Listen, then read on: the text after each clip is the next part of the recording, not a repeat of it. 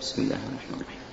هل أتاك حديث الغاشية وجوه يومئذ خاشعة عاملة ناصبة تصلى نارا حامية تسقى من عين آنية ليس لهم طعام إلا من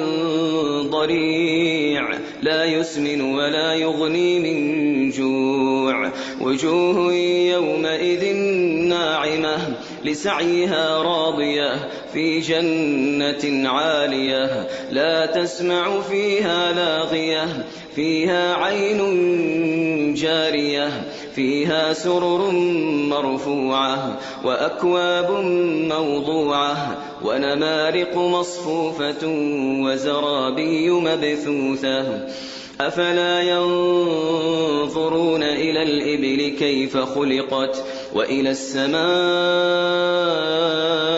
كيف رفعت وإلى الجبال كيف نصبت وإلى الأرض كيف سطحت فذكر إنما